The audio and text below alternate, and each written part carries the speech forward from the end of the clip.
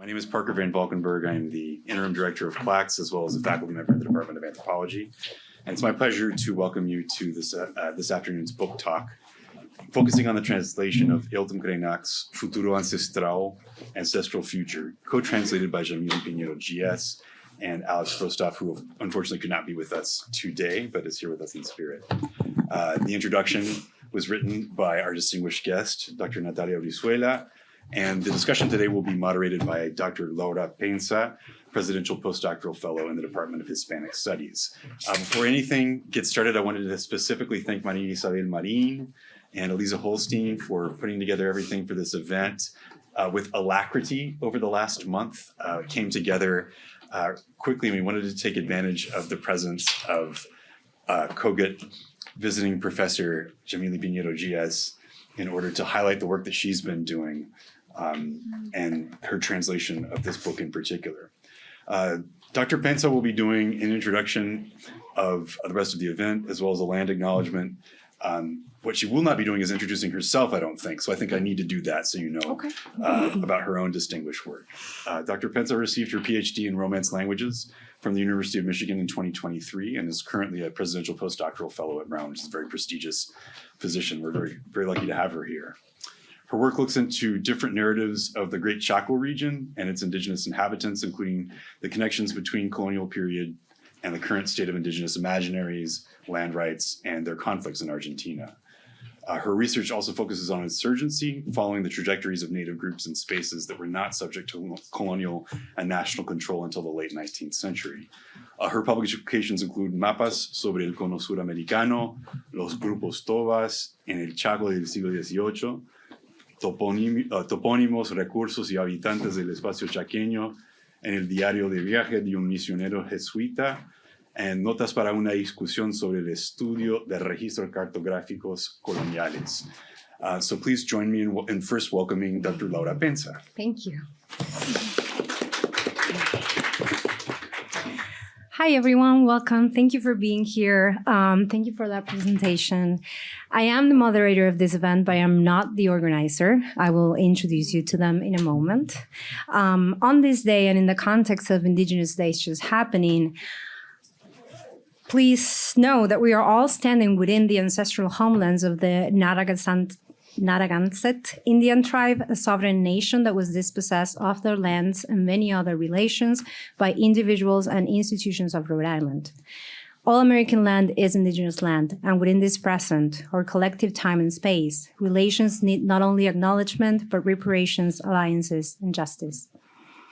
I would like to continue by thanking the Center for Latin American and Caribbean Studies, the Watson Institute for International and Public Affairs, and the Hispanic Studies Department for making this event possible. We're so very glad that you're here. We're here today presenting Ailton Krenak's book, Ancestral Future, recently co-translated by Jamille Pinheiro Dias. This conversation will be held in English, but participants are welcome to intervene in English, Spanish, or Portuguese. And the books are also available in Spanish through Eterna Cadencia Press and in Portuguese through Compañía das Letras. So I'll introduce you to our speakers now. Natalia Brizuela is a professor of Spanish and Portuguese and Film and Media Studies. She is the class of 1930 chair of the Center for Latin American and Caribbean Studies at the University of California, Berkeley. And Jamille Pinheiro Dias is a visiting professor of CLACS at Brown University. She is also the director of the Center for Latin American and Caribbean Studies at the University of London. As a reader of this work, I would just throw some questions in the air to start this conversation, and I encourage our speakers to engage with one or more of the questions as they go along. We will have time for questions at the end from you, so hold on to them for a bit, and I will collect them later. I have some questions about the collection and some questions about the book. So about the collection, I would like our speakers to talk about these categories of indigenous political theory and or critical theory and the role of, the role of this collection in both gathering and separating these categories. Also about this book or collection's potential for emancipatory education and who is this book and this collection written for. About the book particularly, I would like to take a quote from Ailton, "The future doesn't exist," and think about the... Sorry. Are you going to ask all the questions at once? I think so. Okay. No, I was like, oh, am I taking notes or? Yeah. Okay. Is that okay? Do you want to go start by that and then I'll do the others? Maybe. Okay. Or what do you think, Jamille? Sorry. We did not have a previous conversation about this. I think Laura can continue and just all the share. questions? Yeah. So Okay. maybe Okay. we can. And then you can do whatever you sorry, want. yeah. That's the good part. And about the book, there's a quote and sort of a main thread of this book, right? Ancestral Future, that is about the future not existing. The future doesn't exist. And so I like to think about this disruption of Western temporalities through a radical consciousness of the present, a present that in the book shows as a meditative presence, as an ontological present that contains all human and non-human beings in some form, the present as an instrument of disenchantment from illusionary futures. And then lastly, about the translation procedures, words, meanings, and context, as are understood by the author, anti-capitalist, anti-anthropocenic practices orientated towards building effective alliances. My question is, how does translation participate in these alliances? Translators maybe as interlocutors that complete, converse, and ultimately constellate to move the work further, sort of against the idea of a completed work.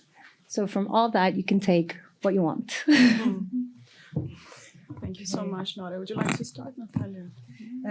Okay. Thank you all for being here. I wanted to thank everyone who participated in making this possible, Jamille's invitation, but also Parker and Maria Isabel for shepherding the center that is hosting Jamille and hosting this event, and Laura for being here.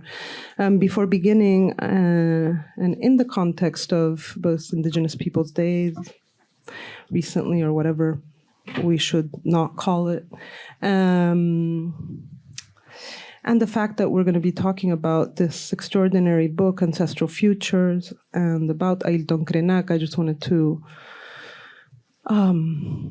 bring our attention again, because I think we need to bring the attention to this every day, in every space we have, in every moment we get a microphone, to Palestine and to the genocide that's going on there and that has been going on there for over a week, and to in the struggle and the resistance against the settler colonial project that has been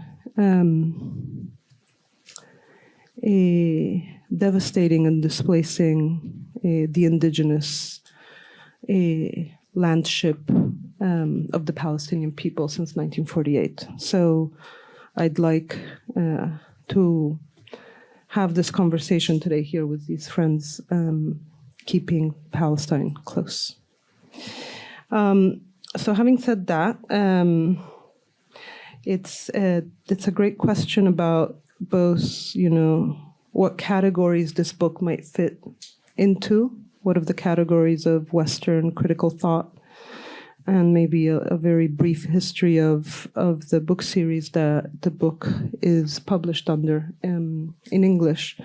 The Polity book series titled Critical South that I co-edit with Leticia Sabsai, who is a scholar and theorist of gender and sexuality at London School of Economics, also Argentine like myself, and Victoria Colis Butelesi, who is a Trinidadian literary scholar who works and teaches in Johannesburg. And we began this collection some years ago, 2015, I think, with the idea of pushing the English language readership against to the limits of its own genealogies of critical thought, right? Not only Frankfurt School, but like the longer genealogy of the Frankfurt School through Kant, Hegel, Marx, as kind of the pillars of understanding a set of concepts that are key to understanding our present if we return to the Frankfurt School. And so to map and bring to attention for an English audience the genealogies of critique that exist and have existed primarily in Africa and Latin America that do not respond to the genealogies of the Frankfurt School, which is what has kind of claimed ownership around that, called theory, and particularly critical theory. And in doing that kind of work in collaboration with a number of scholars from Africa and Latin America, because the three of us, of course, could not cover the different disciplines that had been producing theoretical articulations for the readership of the present and the understanding of the present. We could not cover the disciplines nor the geographical vastness of these, not only, but these two large continents. We came to understand that those genealogies, both in Latin America and in Africa, follow lines and paths that are so different that the very notion of critique becomes undone. It almost becomes, I'm not going to say irrelevant, but somehow, right?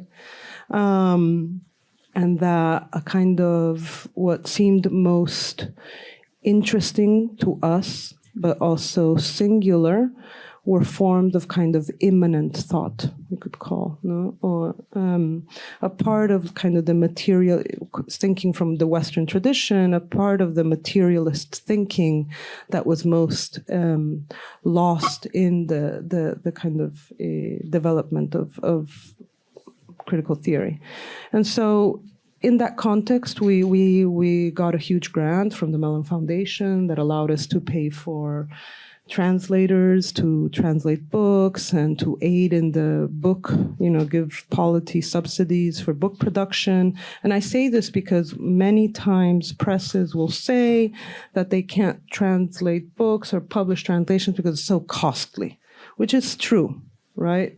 But that, what happens if that is not the only difficulty? And then one realizes that it is a difficulty, but that the difficulty is a larger one, which is a kind of epistemic difficulty, right? So within that context, that, where the press, the Critical South series is still bound by, even though it's not an academic press, by the standards of like academic publishing, that has to go out to 2 blind peer reviews. And I say all this because it is at that point that we found the most difficulty. It was like that, those were like some of the avenues, the money initially, and then also this question of the blind peer reviews, of how to start incorporating books that did not, and forms of thought that did not at all, that were like almost impossible to map onto the landscape of theoretical production or even just plainly academic work. And it is in that context that we bring in Ailton's books, after they were like a massive, as many of you know, massive success in the book world in Brazil, in the small, I think maybe Jamille has a copy of or I saw it on your desk, of the import. The book in Brazil came out and it was it's like a little booklet, right? Massive success.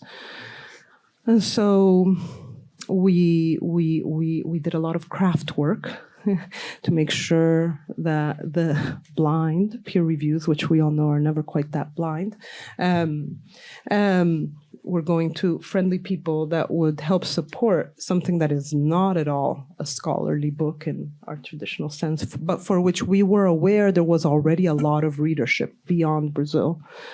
Because there is a kind of need in as a result of, say, the decolonizing of syllabi and a kind of anti-colonial critique of disciplines, institutions, universities among them, museums as well, right? And a desire primarily from the student body, and I want to stress this, like if any of us professors of, say, at least my generation, I'm 51 years old, like who were not trained in anything close to Indigenous studies, or in Black thought, have kind of moved over the course of the last decade into seriously studying that, it is because our students have pushed us there.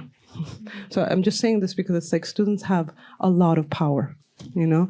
And I was just talking to Michelle Clayton, my friend here, and she was like, yeah, o sea, I'm reading Ailton because it's like all the students are reading him. So it's like, and that's how we feel. Like we What the kids are talking about. Yeah. We become current thanks to students as faculty. It's not the other way around, no matter what anyone says.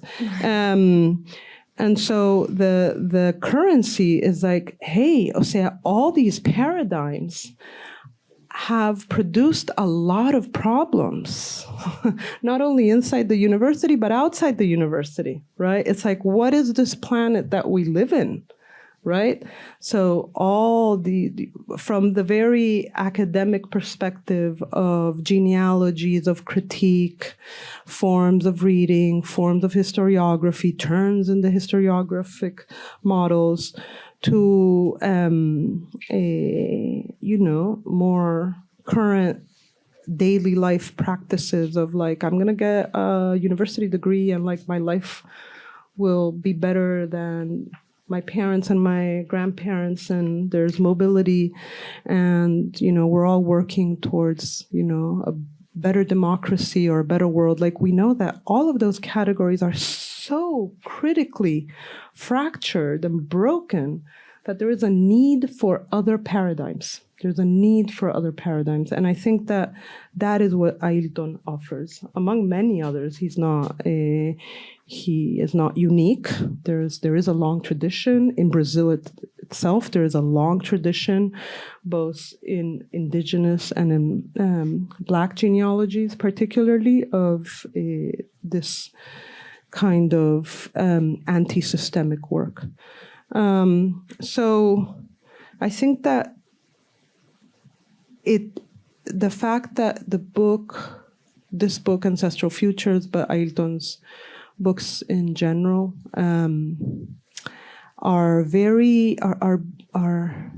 books for everyone, right? Like a scholar of high theory, of philosophy, my aunt, who basically more than reading watches novels, on TV series. Anyone can read this book and get a lot out of it, right? And that is its purpose. It's that no one can be left out, right? These problems concern all of us, right? While at the same time never losing a very, very sophisticated conceptual practice that he has, right? I think does allow the book to be part of an emancipatory education.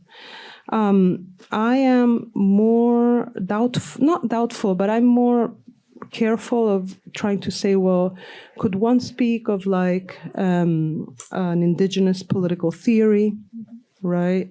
Or indigenous environmental humanities, which in the context of this country, where there is since the 60s, the incorporation of indigenous studies within universities, and there is a debate there as well. But I think that's could be another conversation. But in the context of Latin America, indigenous studies have never quite been inside the university, and it's that outsideness to the university.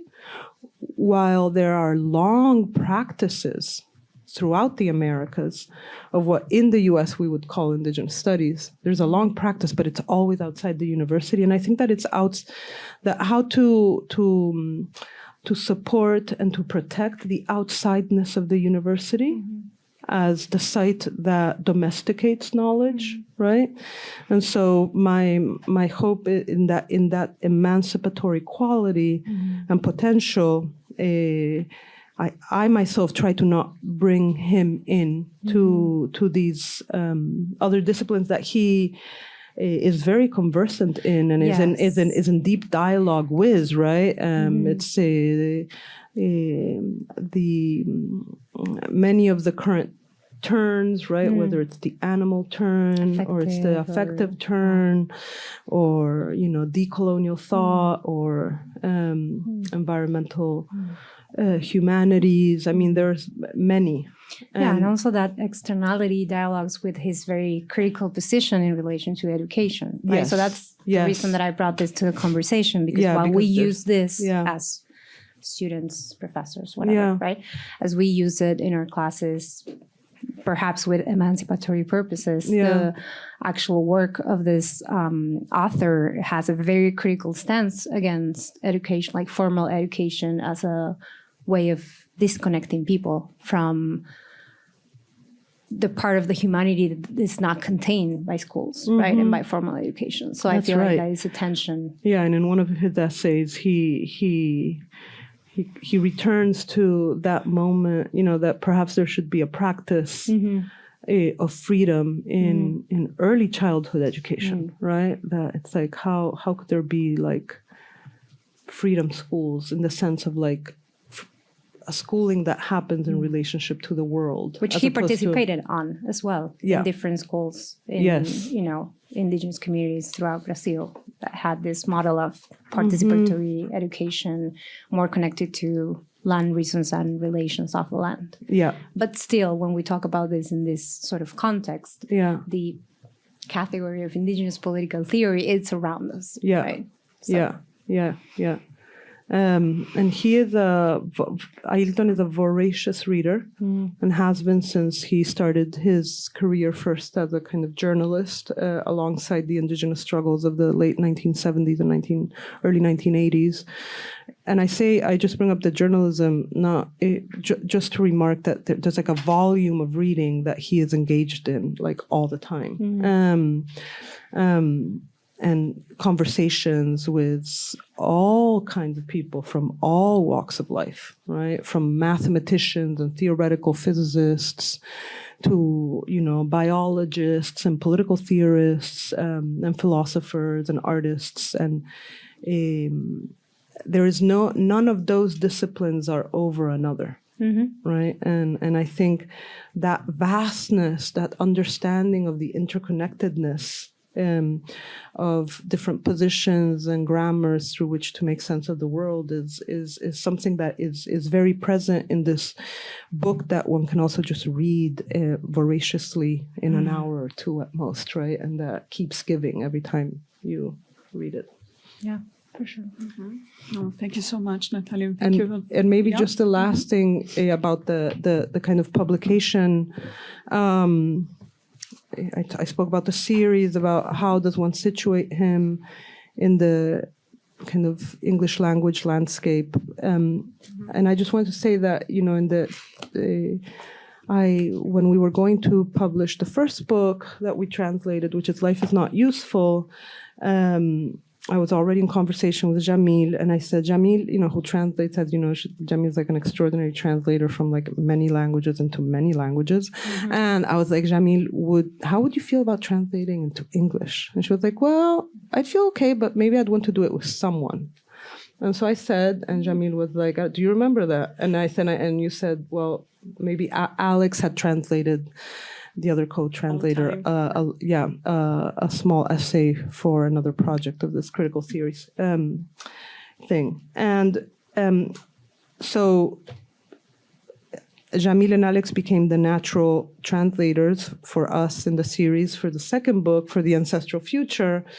But in conversation, and Jamille, I'm sure we'll talk more about this, like, certain terms or certain ways of using the non-normative relationship to bibliographies that we tend to have in these spaces. And Jamille and I would talk about references and things that Ailton had in the original Portuguese, and what does this mean? Do you know what he's saying? And so we, all these books published in Compañía das Letras and that we've translated two of are the work of someone who has been mentioned in the Portuguese language books, who's Rita Carelli, who she is her own person in the world, but she also has a deep relationship to Ailton thanks to the work her parents did in the Video in the Villages project. Her father is Vincent Carelli, someone you might also be familiar with. And so we wanted to bring attention to the work that Rita does in composing these texts, because these texts do not exist anywhere as this continuum of words from one essay from beginning to end, were it not for Rita's work. Rita surveys like the landscape of the multiple lectures, interviews, programs that Ailton is on as the star he has become, and she finds through lines, and then she weaves the text together. All right? And I say this because it's a kind of very singular practice. I did not really know anyone who had engaged in that practice before. And so we spoke, to Rita and invited her to participate in the book with a very short, I forget what is it called. It's called And the relative. at the very end, yeah. But I don't think we gave it. It's called An Orature of Encounter, to write her own little essay about the method, right? So that to kind of visualize something that had kind of been normalized as invisible. And I think that in its own right, as a little essay, the very short 4-page essay on method, and therefore on the relationship between the indigenous and the non-indigenous, it's a really important little text. And so I urge you also to not only read the book, but read Rita's words at the end. Mm-hmm. I just wanted to start with a quote from Rita's essay, and it goes like this. Ailton's thinking happens through the body. Ailton never prepares a speech. He prepares himself for it. Upon hearing a question, Ailton usually brings his knees together, rests his hands on his thighs, and closes his eyes for a moment. His body concentrates and his mind expands. Who is asking the questions? What are they asking? Where on the planet are we? Which recent or past political events have shaped the context we find ourselves in? Are we within 4 walls? Or is there wind, a horizon? Other presences sharing this moment with us. So I wanted to share that because I think it really, helps us to become closer to this idea of being in the present, in the here and now. That is so key for his critique of this romanticizing of this illusionary future. And it also brings us closer to the idea of riverine thinking, or this thinking like a river, or thinking in proximity to rivers, that he dedicates the first essay of the book, Greetings to the Rivers, to. And I think that the way Alex and I tried to translate this book was also to try to become closer to the fluidity of thought that is so fundamental to the way he presents himself as a public intellectual and as an activist. And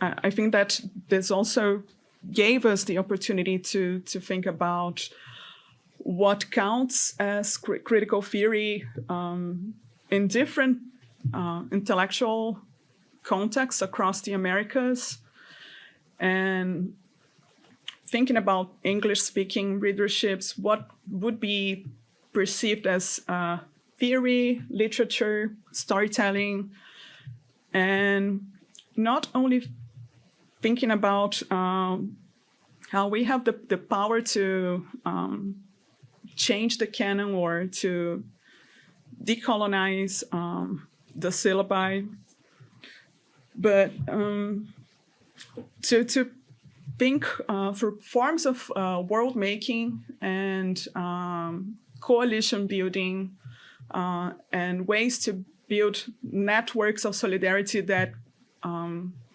operate both in spite of the state and against the state. So I think that is key.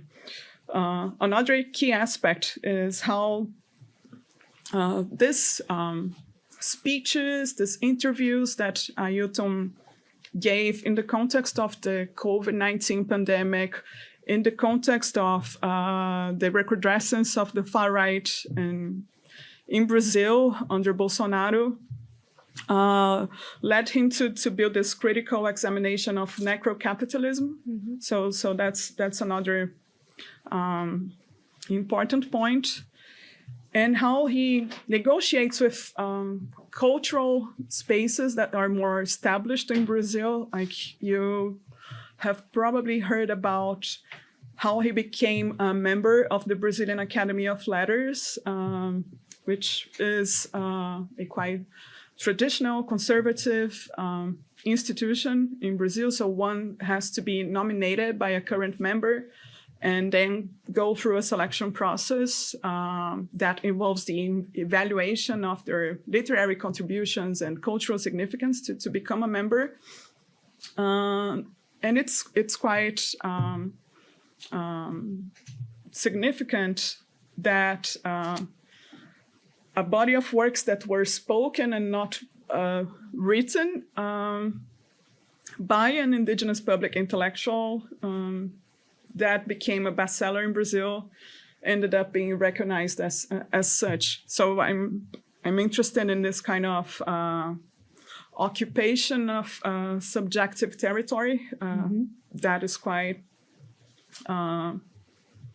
conservative, and at the same time, there is an element there that is that happens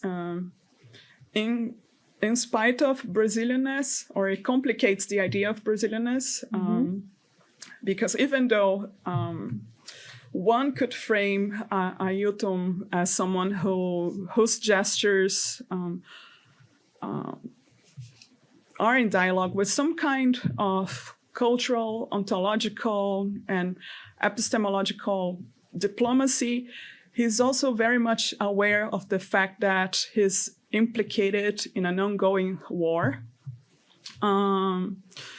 within Brazil, and also implicated in a planetary awareness that emphasizes the interconnectedness of various life forms. Rivers, as I said, mountains, animals, plants, stones. So he thinks through a number of non-human entities.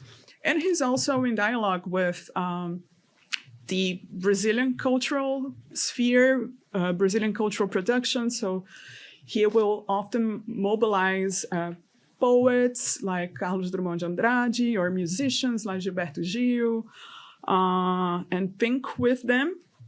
And this summoning process reflects a form of citational politics that goes beyond a concern with precise bibliographic references, and Natalia already alluded to that. And I could give some examples of that. For instance, there is this particular moment in Ancestral Future in which he recalls something that he says he heard from the Afro-Brazilian writer Conceição Evaristo, and then it's this idea that it's easier to imagine the end of the world than it is to imagine the end of capitalism. And you might remember reading that in Mark Fisher's Capitalism, Realism. But while it's conceivable that Conceição Evaristo expressed a sentiment similar to that, well, the point is the genealogy or the source of the idea doesn't matter that much. What matters is just the flow of thought, and it's kind of used to mobilize an idea. It's like, you know what I mean? It's not, because the question of property and ownership and singularity is so antithetical to his project and to so many of the current world-making practices and projects of indigenous people. It's like, it's not a disrespect right? Like we would consider, or are you not quoting well, or what, what's your practice? It's like ideas are there to be in movement, right? And to return to your question of the rivers, right? Are to be put into a kind of rivering movement. And so they're coming your way and you will mobilize them to further something that doesn't even have to do with you, right? But that has to do with a particular project. In his case, his critique of developmentalism, of the temporality of capitalism, etc. Exactly. So he navigates those lineages of thought with a radical sense of freedom, like unbound by academic genealogy. So he will sometimes use the word cosmopolitics, but he's not referring to Isabelle Stengers necessarily. So, but he's a very curious person, right? Yeah, and as you remember, Natalia was also concerned about certain passages of the book, like his reference to Chief Seattle, which is like a funny anecdote that perhaps we could share, because he recalls having read something about a vomit in Chief Seattle's words, and we couldn't find exactly where that came from. So his source is his own memory. And I was worried about what that would convey, how that would come across. But it is the very fluidity of thought that he cares about the most. And I think that the two key concepts that are worth mentioning are those of alianças afetivas, or affective alliances. Alex Brostoff and I wrote an introduction about that for the English translation. And we had a hard time actually translating the idea of afeto or afetivos, which in Portuguese has other layers to it compared to affection or affective. But the idea behind affective alliances in Ailton has to do with this reciprocity or mutual implication and cooperation between unequal worlds, right? Just how to embrace the intrinsic otherness in each being, and bonding with, thinking with different life forms, as well as human interlocutors, but not only, right? And also related to that notion is the second concept that I wanted to bring attention to, constelação, or constellation, which he mobilizes to refer to a network of beings that share life in this common home that planet Earth is, and who are committed to coexisting in this shared home. So there's the idea of an arrangement of elements that are linked together in a certain way, like stars forming patterns in the night sky, but also implying this collective effort or alignment towards a common goal of nurturing and sustaining life on Earth. So it's the recognition of this interdependence. And the first essay, Greetings to the Rivers, is just one example of that. Through this meditation on the praxis of thinking in constellation and through affective alliances with rivers. So yeah, I don't know if it's interesting also to know that one reads Ailton and one comes across concepts such as affective alliances, and one can't but as a scholar trained in the Western tradition to be like, oh, okay, and then there's like the elective affinities. Like, is there something of that here? And there probably is, and I am sure Ailton knows and is aware of the elective affinities, but he chooses to modify it also to serve without quoting, because there is no need to, because it has to be repurposed for what it's useful for. Right? Or the Benjaminian notion of constellation, which for Benjamin is such a, in a way, different set of, it's a historiographic intervention. And for Ailton, it's like, for Benjamin, it's a kind of writing history otherwise and getting out of the Hegelian model. And then for Ailton, in a certain way, it's also a critique of Hegel, because it is a critique of the idea of progress and chronology and temporality that has been inherited from Hegel, but in order, in the case of Ailton, to bring a kind of other than human set of relations that have to walk the planet together in movement. And that is never quite fixed. You never quite see everything. Just like in a constellation, you sometimes see some of the participants of a star constellation, and sometimes you see other of the members of that constellation, right? So there's a kind of mobility. But I just bring this up because this happens to one as a non-Krenak person, as a non-Indigenous person, in my case, engaging with his work. Like, there's echoes all the time, but one realizes that those echoes are present, and then one just has to leave them behind. And I wanted to just read a couple things, very brief, it's not even a paragraph, of things that Jamille was talking about that made me think, right? He says at one point in the first essay, he says, if I were to dehydrate completely, all that would remain is 0.5 kilo of bones, which is why I say, respect the water and learn its language. Let us listen to the voices of the rivers, for they speak. Let us be like water in matter and spirit, in our movement and capacity to change courses, or we will be lost. And there's something there that I wanted to convey about Ailton's tone, which is always somewhat also manifesto-like, in the sense that it is speaking to a kind of awakening, like I am calling you, everyone who is his audience, to be awakened.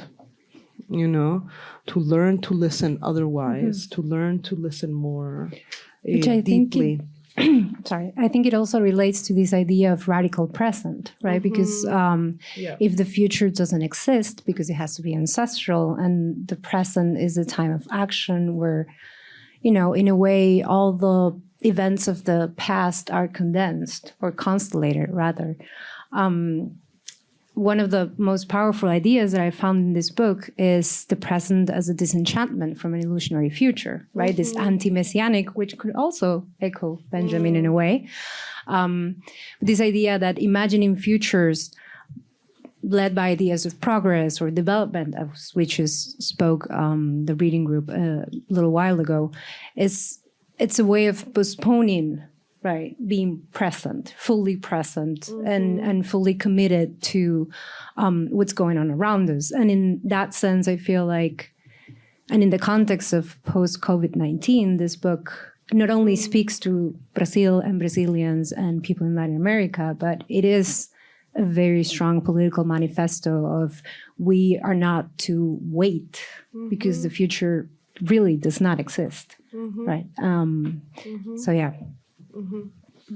Yeah, I mean the idea that we carry those that came before us, whether we call them our ancestors or otherwise, we carry them with us. Or whether they're a presence or they're part of the land now. Yeah. And also a very radical thought of Ailton's just being very upset about how people don't want to die anymore, which is, I think, a very powerful idea, right? People don't want to die because they feel like that's the end. But if you consider that everything that is present in the world at this moment contains everything that has been already, then dying is another form of transformation, which also echoes different traditions, Buddhism, like it's all there, and it's all there to the service of a very clear political agenda, which is either we shift or the world is going to continue without us. And he says it, right? The world does not need us. They will take oxygen. Mother Earth will take oxygen, and then she will continue on her own path without us. Yeah. And on page, just another little thing that I wanted to read on page 19, he says, we cannot surrender to the doomsday narrative that haunts us because it serves to make us give up on our dreams.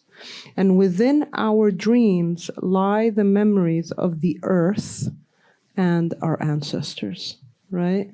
So there's something of that strangely accuracy of that temporality of the being present that is filled with the memory that needs to be activated constantly through the dreaming practice, right? Well, we haven't talked about the dreaming practice in this book, but we talked about it a little bit ago as a practice of sharing with others. And Ailton's own journey or trajectory has to do with sharing a dream that was given to him. And it was a dream that was passed on to young people about the end of the world, right? The doomsday. This kind of guidance, he says, the guidance of dreams, can be thought of as magic, but in fact, it is our way of living. This experience of having collective consciousness is what guides my choices. We walk as constellations, which I think is really beautiful.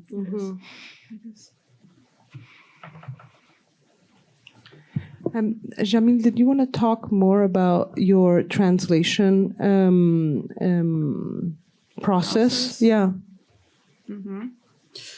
Yeah, so the way Alex and I work is usually like each of us translates half of the book. We read each other's translation. Like a whole essay, or do you do half an essay each, or how?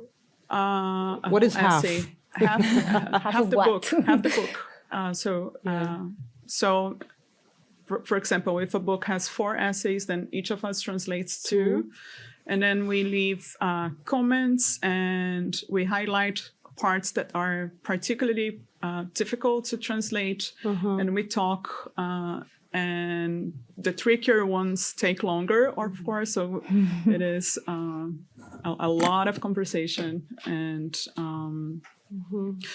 so I'm a native speaker of Portuguese. Alex is a native speaker of English.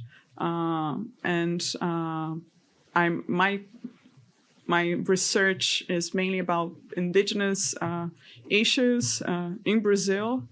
And Alex is a professor of English. So I think that our specialties, like combined, really contribute to,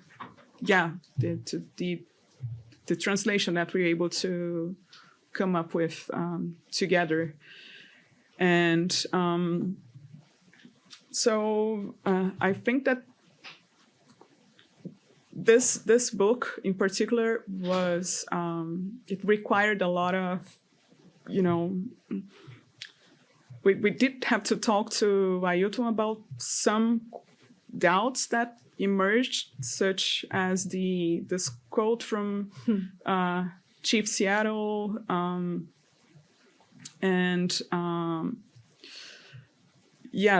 we wanted to, as academics, we were a bit anxious with like the referencing and so we had to unlearn that kind of anxiety related the source anxiety. The source anxiety.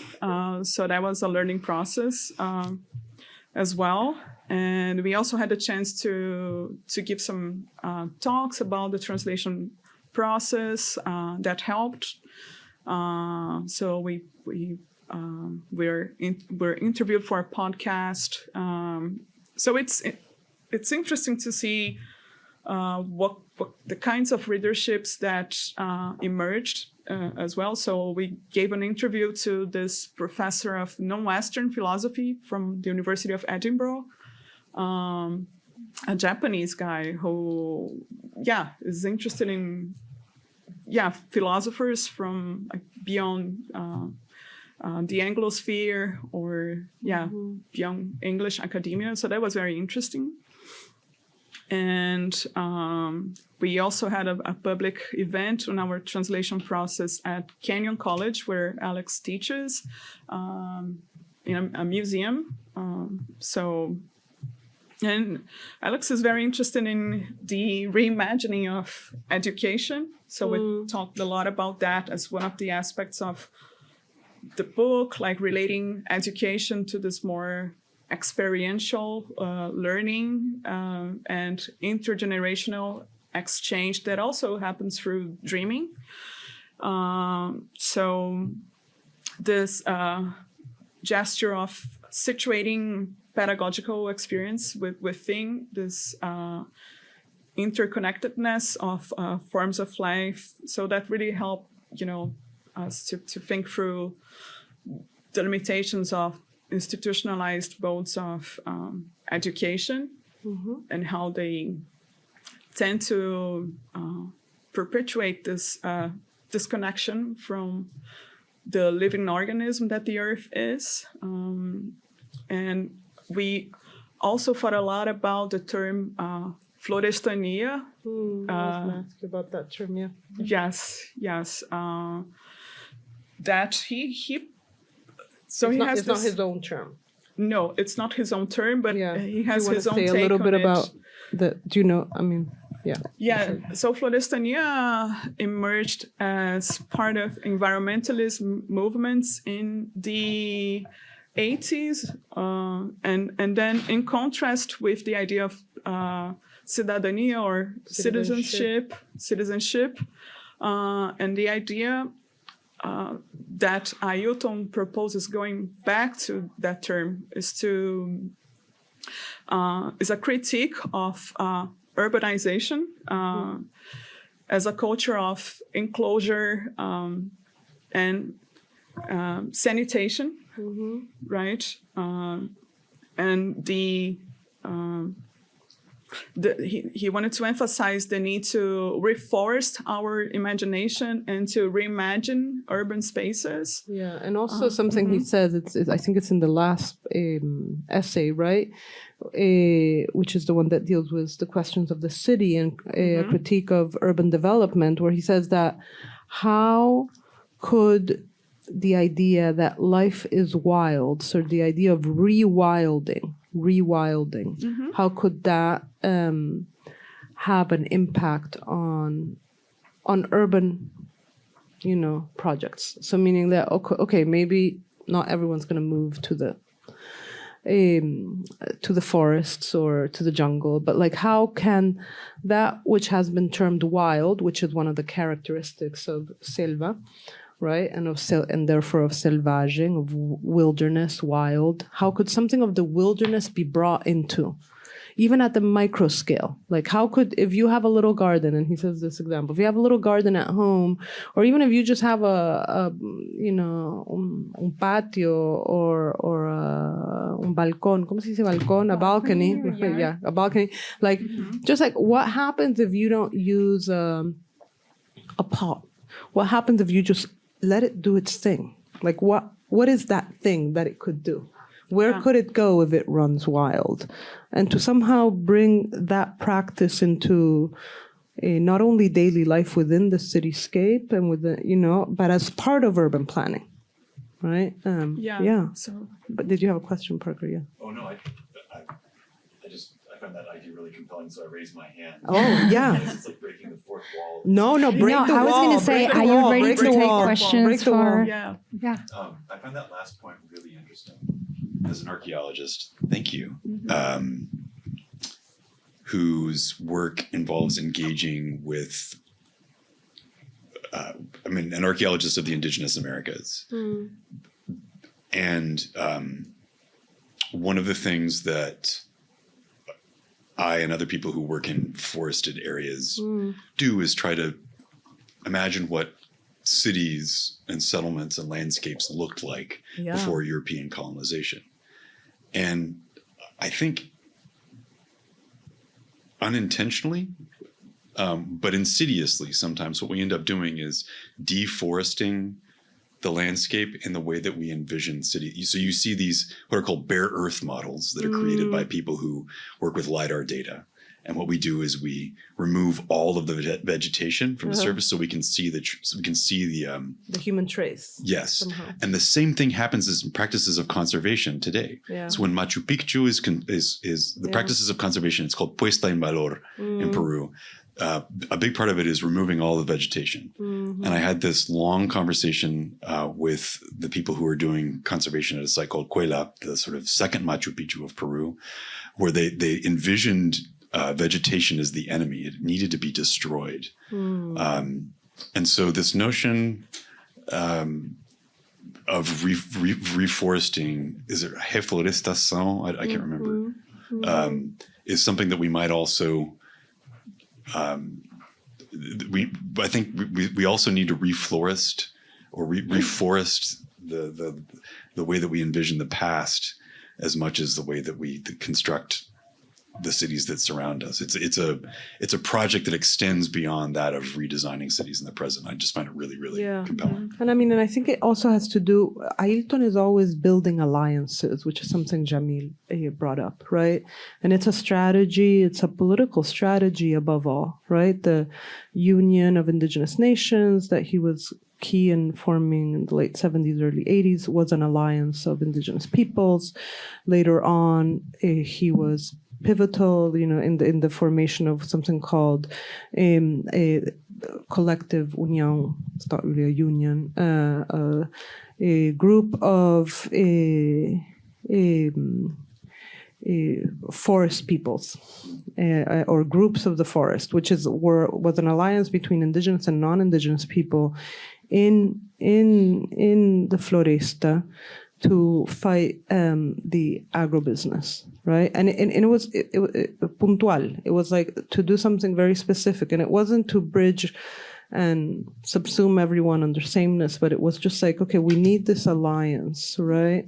But the alliance, so the alliance is not like, okay, let's just destroy all the cities, but let's think of what happens if we contaminate each other a little bit, right? Let's think of what happens if the Floresta contaminates the city, just as the city with all its infrastructures and thought and ideologies have invaded the Floresta already forever, even if it went, you know what I mean?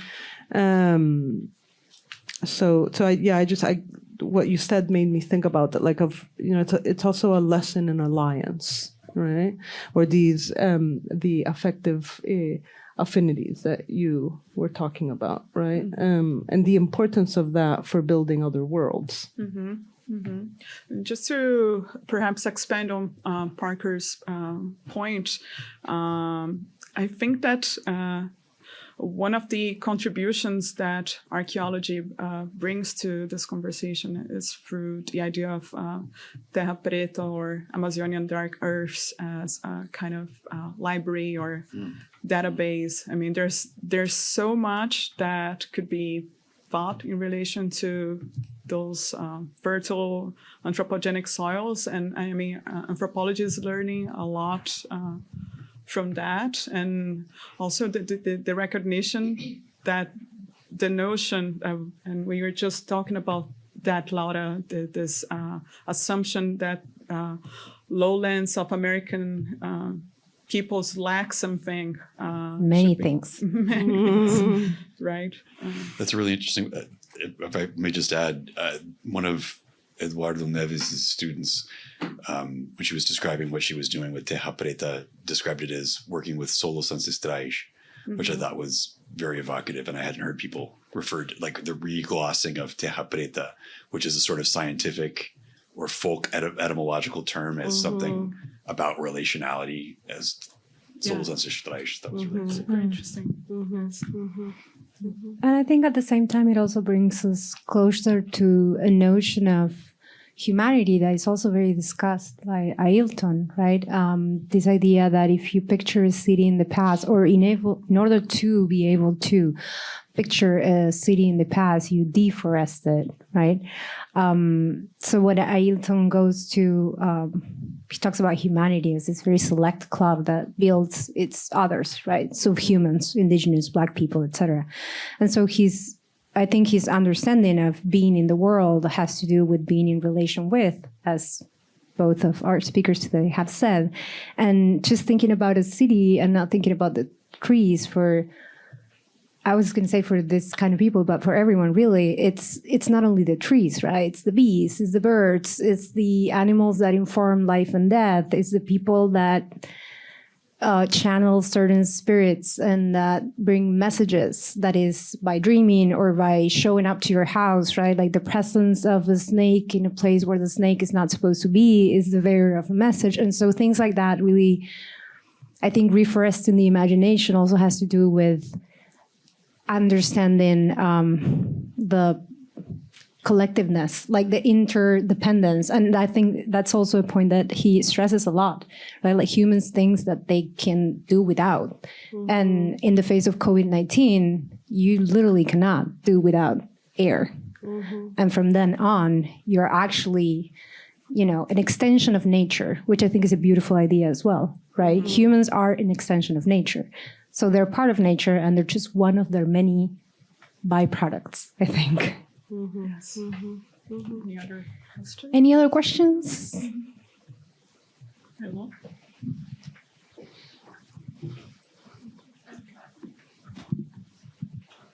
First of all, thank you. It's always a pleasure to hear you.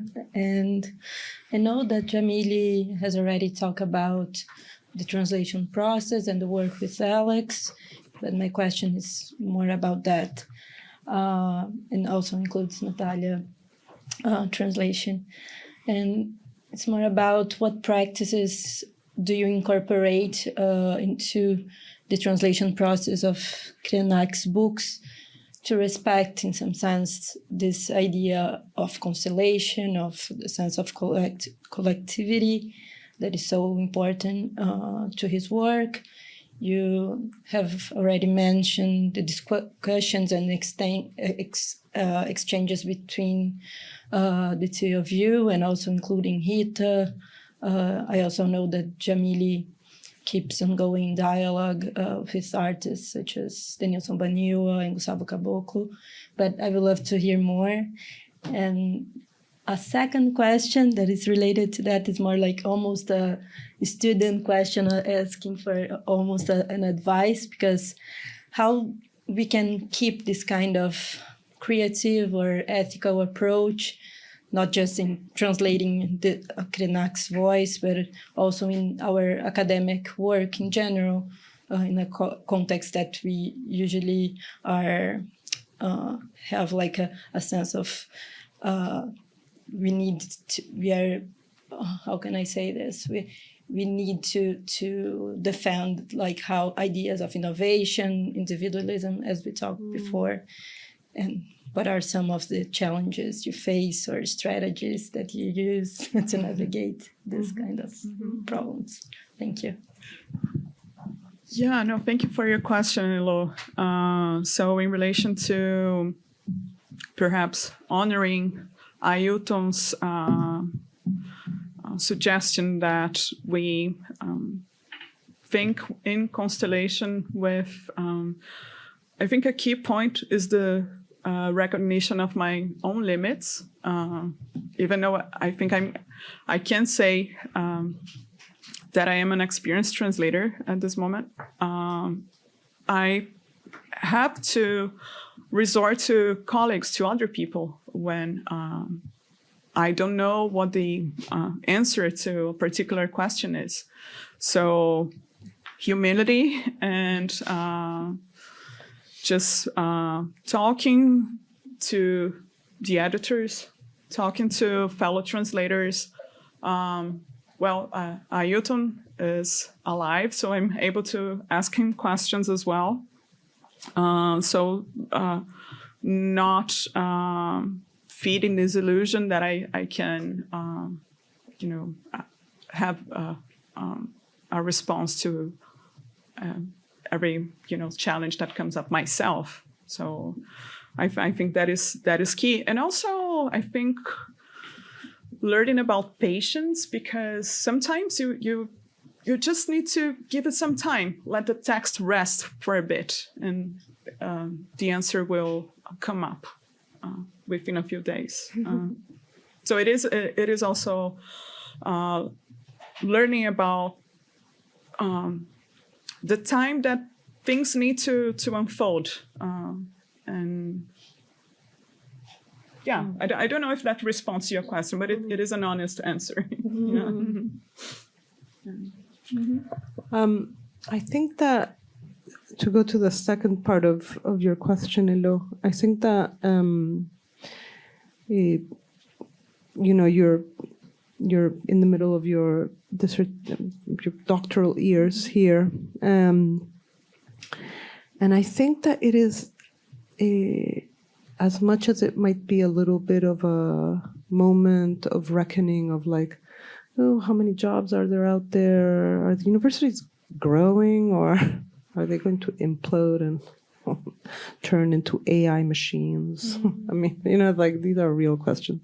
But beyond that, I actually very seriously think that it might be, if one is able to negotiate a relationship to the very complex material and planetary situation we find ourselves living through, a very exciting moment to be a doctoral student, at least in the humanities. I'm not going to talk about other fields because I don't really know. So what would I know if it's exciting in the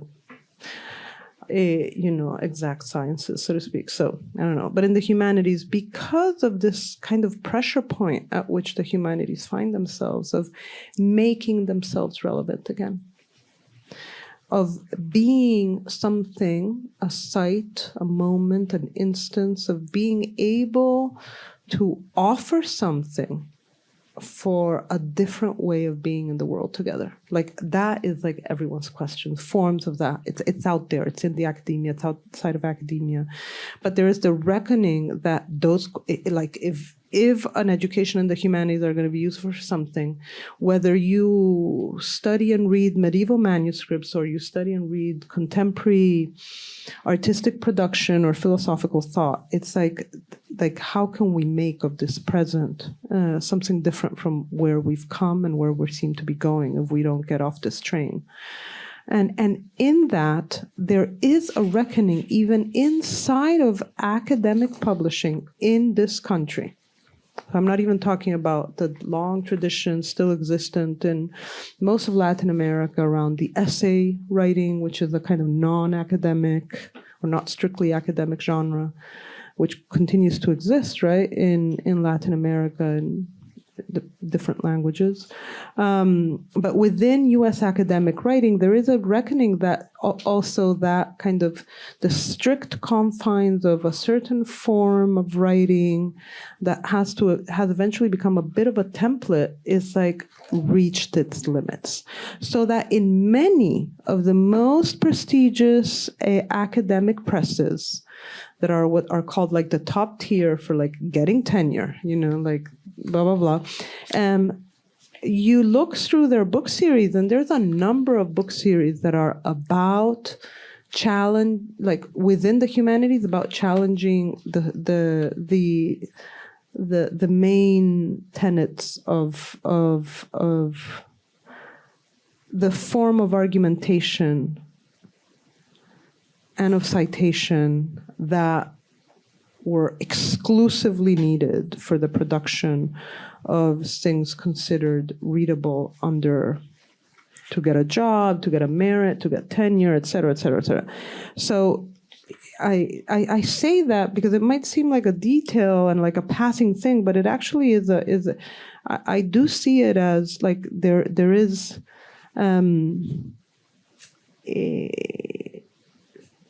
I think a lot of forms have reached their limit. And I'm not saying they're going to cease to exist, just like, I mean, Ailton is not saying cities are going to cease to exist, but it's like wilding the academic form. And in that wilding of the academic form, there is much more room.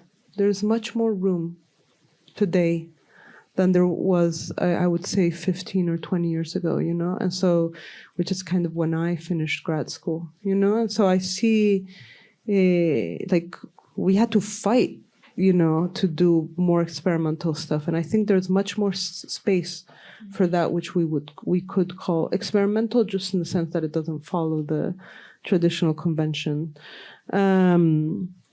So I think there's the constellations are wilder now, you know, in a good sense, and that the critique of these forms, these disciplines, is actually real.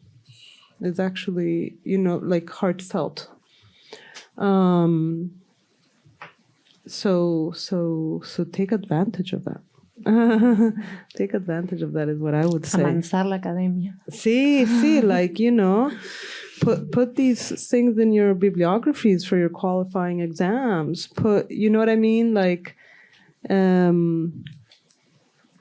push your professors to extend the invitation to help lead the way to have things change, because I actually think you have a lot more power than one thinks one has as a student, I think. Mm-hmm. Is there any other question here? Do we continue outside? What do you think, Parker? Jump in. There's one here? Oh, okay, great. Well, it should be an outside question too. It was just a follow up from that and the notion of put it in your bibliography. So as someone who's also a graduate student, I can't help but think of the wonderful stories that you've told about how this was spoken and not written at first, and then it was sort of assembled or woven together and finding this thread. And then I think in sort of the practices of trying to honor that as a student, you sort of pull a quote and you put quotation marks around it and you say page 19, parenthetical, and you kill the message of the text. And so I guess sort of just practically, how do you not do that? How do you adhere to the form while also honoring the original message? That's such an important question and difficult to respond on. I mean, Yeah, I would say that I mean, Ailton himself has made the choice of taking his spoken word and having it formatted into the book. So he is aware, and it's also a strategy, right? And it's a strategy that he shares a lot also with his buddy in the struggle, David Kopenawa, Yanomami shaman, who also very important from this about same generation, slightly older than Ailton, a very important political figure in Brazil and worldwide for indigenous rights. And in David's extraordinary book, The Falling Sky, translated, I think, in English by Harvard University Press, in a really great translation, actually. And the Spanish translation just came out this past summer. David, who is a shaman, and it's a very different book than Ailton's books. It's a book written from the experience and the knowledge of a shaman. And it's a book in the first person, but it's a biography, and it's also an autoethnography to a certain extent, to use those terms very loosely. But it's a call to action. And at the beginning, he says, words given. That's the first. It's a very long book, 700 pages, that is worth every word, okay? But he says, he gives these words in voice recordings and video cassettes starting in the late 70s, to a French anthropologist, Bruce Albert, who spent a lot of time and was very instrumental in supporting David Kopenawa in having the Yanomami territory be recognized in 1992, its first indigenous territory officially recognized by the Brazilian state. And he says to Bruce Albert, who was an anthropologist who arrived, student of Levi-Strauss, and he was like, here I am, French dude, I'm going to study the Yanomami. And he kind of was grounded and became more than an anthropologist, just like an ally in the struggle. And in becoming an ally in the struggle, he became the el escriba, ¿cómo se dice? Bookkeeper. Like for David, like a kind of transcribe. The transcriber. Scribe. The scribe. So David would send him audio texts and cassettes with like the story he wanted to tell. He's and he says, huh? like the ghostwriter. Yeah. And he said, and David says to Bruce Albert, but it's also, he's telling us readers, non-Indigenous, non-Yanomami people reading his extraordinary book in multiple languages. It first came out in French, actually, before being published in Portuguese. He says, I'm giving you these words, but beware, because for us, Yanomami, once words are put on paper, they die because they become ghost signs. Because paper is literally made from dead trees. And so if you're participating in that circulation, right, it's like you can forget, because what people put on books, you can forget. We have to carry every single book inside of us. It's a process of ongoing memory. And he says, but I'm doing it because I have come to understand that you white people will only take things seriously if you see it in a book. So I'm putting this all down. I'm letting you put this all down. And he tells Bruce Albert, because I know you have understood the depths of the meaning of these words, meaning the depths, the ancestral futurity of the livingness of the indigenous language, of its proximity to that which it refers to, right? If we understand kind of Sosu or sign language system, it's like a certain proximity. It's not a completely unabstracted sign. And so because you have come to understand that the Yanomami language is filled with life, even though it's going to potentially become emptied out when it gets printed in this book that we're doing together as I'm sending you all these recordings, I'm taking that risk. I'm taking that risk because he says it's a political strategy. This is a pact that you and I are doing so that my words can reach more people. And so if you think of that as like, it's an invitation. So these books, they agree, they want them to be published because they want their words to circulate. Maybe for other reasons than for those that we quote when we write a paper, but it's okay. We metamorphose that very respectfully because we are wanting to change something that is also very profound, which is, universities in the Western world hold a very, very heavy weight in the symbolic production of our worldings, right? So if one can make one's little intervention in who one quotes and who one puts in one's bibliography, I'm like, it's okay if they suddenly exist as a quote that's no longer in their liveness as this in these other capacities. So that's, sorry, my long-winded answer. But may I just add to that? I think that in a way, the fact that, as I was saying, Ailton's books were spoken, not written originally, and that's also the case with The Falling Sky. It kind of, this oral characteristic frees one from the confines of property and ownership and the source anxiety, as Laura referred to it.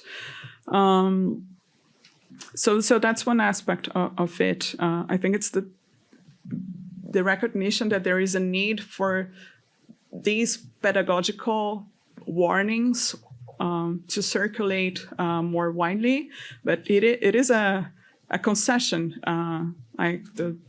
The idea that it is important to have this physical tool that will help not only raise awareness, but also open some doors, because this is a political instrument as well. So even if it produces forgetfulness, once words that are frozen on paper, it will serve a certain purpose. So I think that the rhetorical strategies vary, but there is this coincidence in the work of those indigenous thinkers. Those books were spoken, not written. And I just wanted to emphasize the intimacy that Vico Penawa and Bruce Albert had. So it was not like an instrumental relationship. They have been friends for decades, and Rita Carelli is also a close friend of Ailton. So those are also like alliances and bonds of friendship, and which I think those are experiences differ from previous editorial projects that could have like a journalist as a kind of a ghostwriter, or someone who just interviews but does not have like a close bond with. Yeah, and then also I was just thinking about how the dispossession of indigenous knowledge is not really a novelty, and we all know that, and we have, all of us, I assume, quoted many books that were based on those predatory practices of dispossession of indigenous knowledge. And even when we work with literary sources, colonial sources, cartography, photography, ethnography, all of that.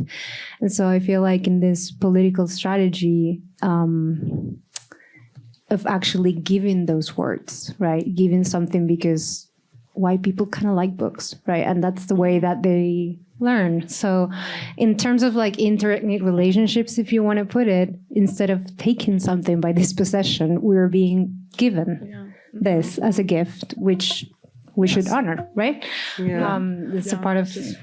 And maybe just to end and to bring Ailton's voice, the closing paragraph of the book, Ancestral Future, in a essay that's focused on education, he says, and I think he's speaking specifically about indigenous education, but also he's trying to make a case for leading by example. And so it might be useful for this last part of the conversation. And he says, indigenous children are not educated, but guided. They don't learn to be winners, because for some to win, others need to lose. They learn to share the place where they live and what they have to eat. They learn from the model of a life in which the individual counts less than the collective. This is the indigenous wisdom, a legacy that passes from generation to generation. What our children learn from early on is to put their hearts to the rhythm of the earth, right? So this question of the rhythm, right? And what a rhythm that is listened to through your heart. So that question of a kind of solidarity and alliance, not to win but to share, could also just be a guide for that important question. That's a great note to end with. Thank you so much, Natalia and Laura. Thank you. Thank you. Thank you.